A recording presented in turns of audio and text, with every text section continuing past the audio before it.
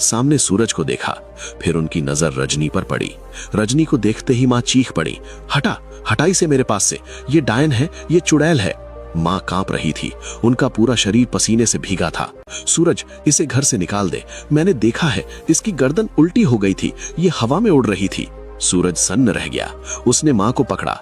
माँ, ये क्या बोल रही हो? ये रजनी है, मेरी पत्नी, तुम्हारी सेवा कर रही थी। माँ ने सूरज का गिरेबान पकड़ लिया। तो नहीं समझ रहा बेटा, ये इंसान नहीं है, मैंने अपनी आंखों से देखा है, इसकी आंखों में पुतलियां नहीं थी, ये मुझे मारने वाली थी। सूरज ने रजनी की तरफ देखा। रजनी कोने में दुबक गई, उसने अपना पल्लू मुंह पर रख लिया और सुबकने लगी। जी, माँ जी को शायद बुढ़ापे की वजह से वहम हो गया है, या शायद कोई बुरा साया है घर में, मैं तो बस खाना बना रही थी। सूरज को गुस्सा आ गया, अपनी माँ पर नहीं बल्कि हालात पर।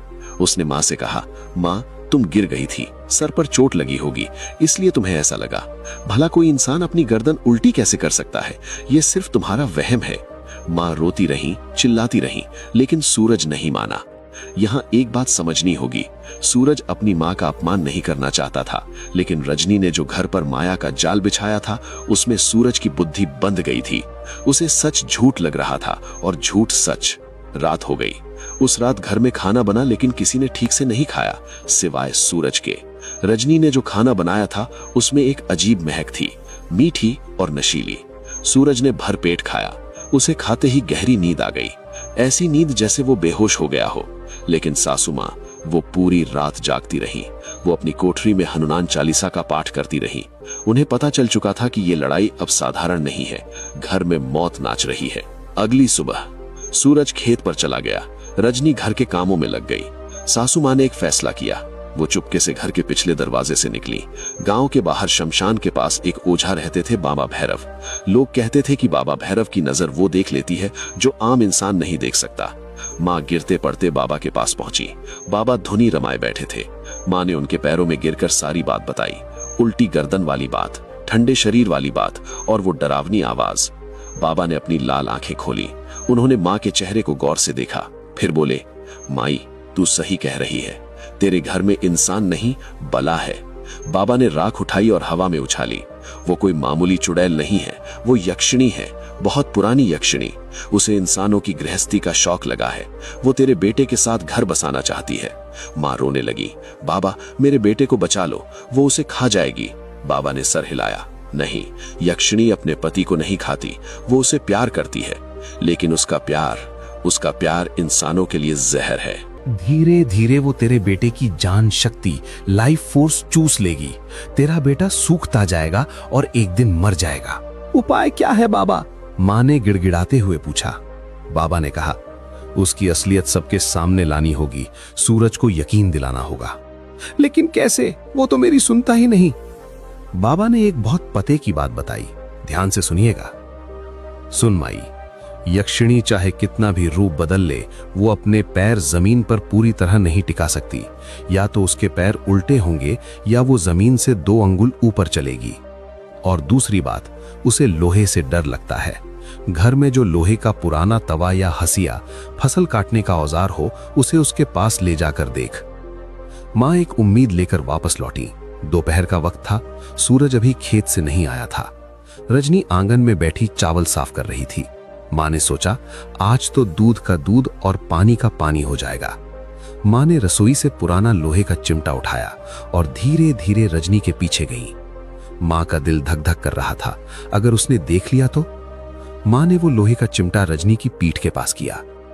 जैसे ही लोहा पास आया, रजनी का शरीर अकड़ गया। उसने बिना पीछे मुड़े कहा, माँ जी, क्या चाहिए आपको?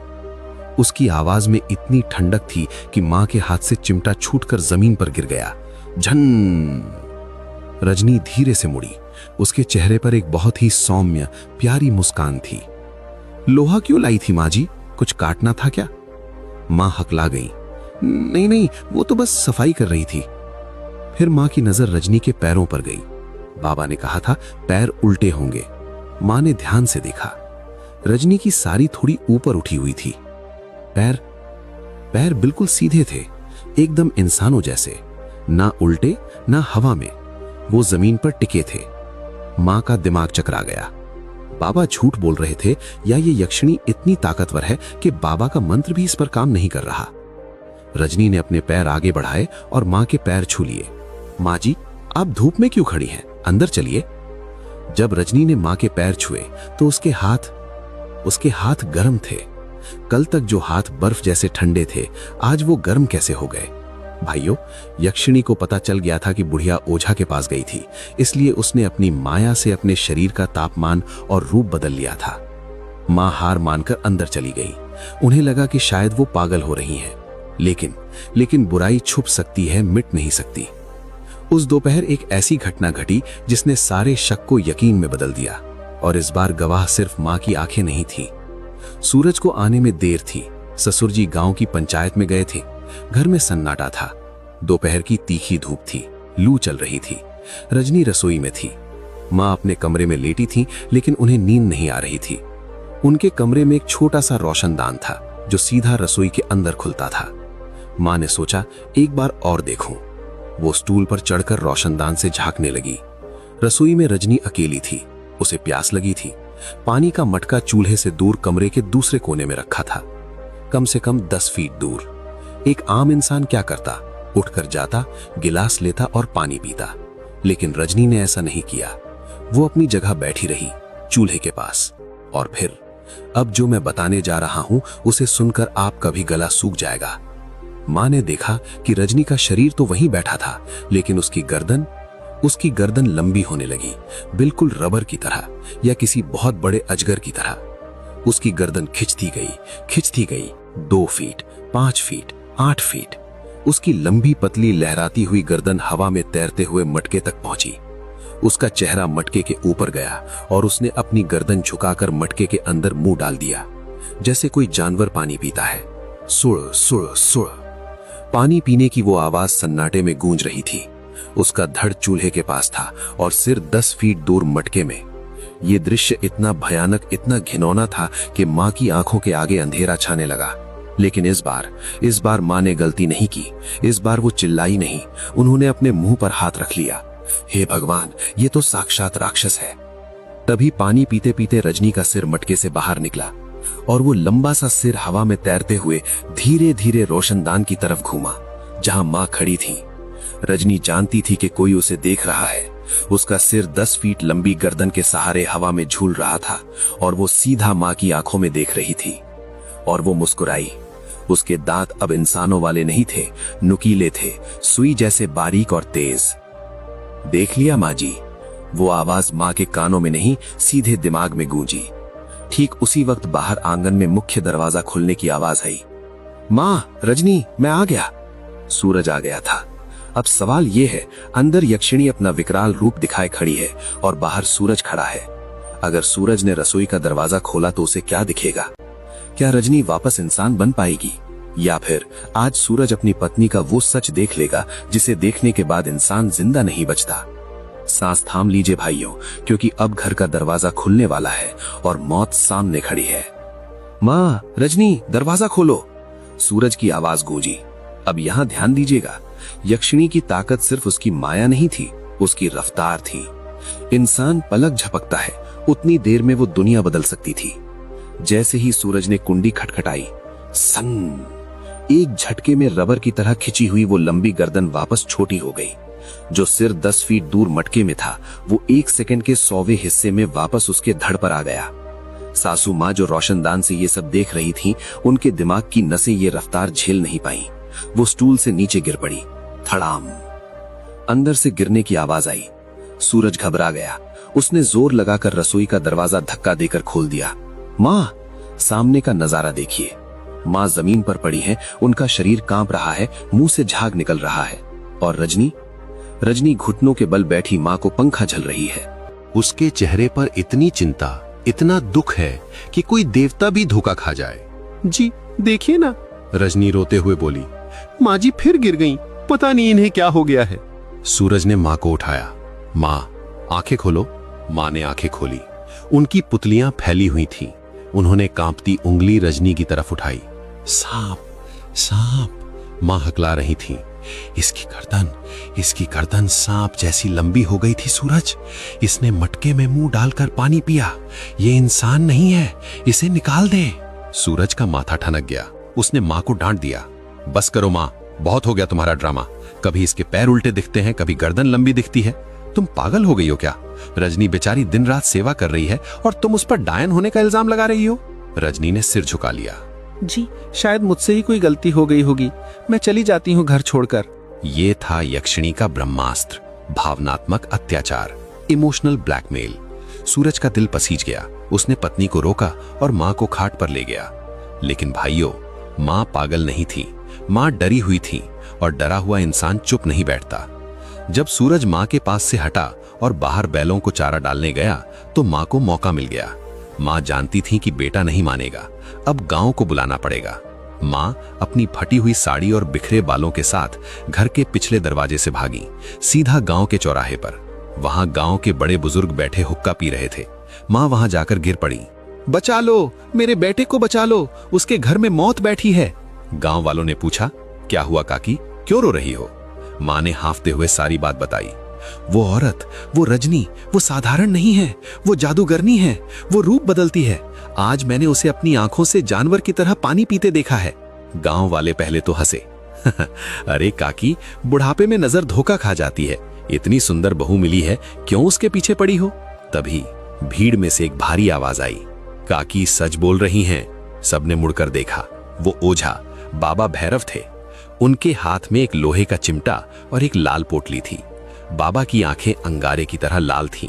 मैंने पहले ही कहा था, बाबा ने अपनी गंभीर आवाज में कहा। वो यक्षिणी है और आज अमावस्या की रात आने वाली है। अगर आज उसे नहीं रोका गया तो वो इस पूरे गांव पर भारी पड़ेगी।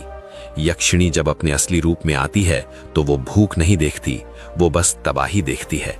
बाबा की बात सुनकर गांव वालों के रोंगटे खड़े हो गए।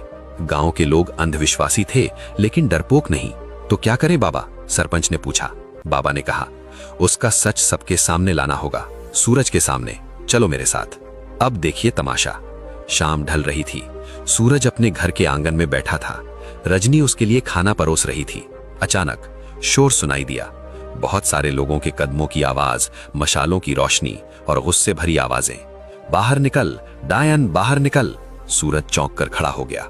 उसने दरवाजा खोला तो देखा पूरा गांव उसके घर के बाहर खड़ा है। कम से कम 50 लोग, हाथ में लाठियां, मशालें और पत्थर। सबसे आगे उसकी मां खड़ी थी और उनके साथ बाबा भैरव। सूरज को गुस्सा आ गया। ये क्या बदतमीजी है? मेरे घर को क्यों घेरा है? बाबा भैरव आगे आए। सूरज, हट जा रास्ते से। तेरी बीवी इंसान नहीं है, हम उसे भस्म करने आए हैं। सूरज ने पीछे मुड़कर देखा। रजनी कोने में खड़ी थी, कांप रही थी। उसका चेहरा आंसुओं से भीगा था। वो इतनी मासूम लग रही थी जैसे गाय। सूरज का खून खौल उठा। खबरदार जो किसी ने मेरी पत्नी की तरफ आंख भी उठाई। मेरी मां बहक गई हैं, लेकिन तुम सब तो समझदार हो। गांव वाले चिल्लाए। नहीं सूरज, ये मायावी है, हट जा वरना तू भी मारा जाएगा। भीड़ आगे बढ़ी। सूरज ने आव देखा न ताव घर से अंदर से अपनी कुल्हाड़ी उठा लाया। वो दरवाजे के बीचों बीच खड़ा हो गया, अकेला, पूरी भीड़ के सामने। जो भी इस चौखट के अंदर आएगा उसका सिर धड़ से अलग कर दूंगा। सूरज की आंखों में ऐसा पागलपन था कि भीड़ एक पल के लिए रुक गई। सोचिए उस मंजर को। एक तरफ पूरा गांव धर्म और डर लेकर खड़ा है, दूसरी तरफ एक अकेला पति अपने प्रेम और फर्ज के लिए खड़ा है, और बीच में वो यक्षिणी खड़ी है जो ये सब तमाशा देख रही है। सूरज ने चिल्लाकर कहा, इसने मेरी सेवा की है, मेरे घर को स्वर्ग बनाया है, तुम लोग इसे चुड़ैल कहते हो? शर्म नहीं आती? बाबा भैरव ने सूरज की आंखों में देखा। सूरज, तू जिसे सेवा समझ रहा है वो जाल है, तू जिसे प्रेम समझ रहा है वो भोग है। तू हट जा, मुझे बस एक परीक्षा लेने दे। कैसी परीक्षा? सूरज गुर्राया। बाबा ने अपनी पोटली से एक मुट्ठी अभिमंत्रित भभूत निकाली। अगर ये इंसान है तो इस भभूत से इसे कुछ नहीं होगा, लेकिन अगर ये यक्षिणी है तो ये भभूत इसके शरीर को जला देगी। सूरज हंसा। फेंको, अभी फेंको, ताकि तुम सबका वहम दूर हो जाए। सूरज को इतना भरोसा था अपनी पत्नी पर, यही उसका सबसे बड़ा धर्म संकट था। सूरज रास्ते से हट गया।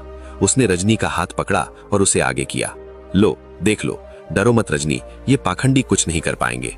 रजनी आगे आई, लेकिन यहां ध्यान दीजिएगा, रजनी के पैर आगे बढ़ रहे थे लेकिन उसका शरीर पीछे खिंच रहा था। उसकी आंखों में पहली बार असली डर दिखाई दिया। बाबा भैरव ने मंत्र पढ़ना शुरू किया। ओम ह्रीम क्लीम चामुंडायै विच्चे। मंत्र की आवाज तेज होती गई, हवाएं चलने लगी, घर की दिए फड़फड़ाने लगे।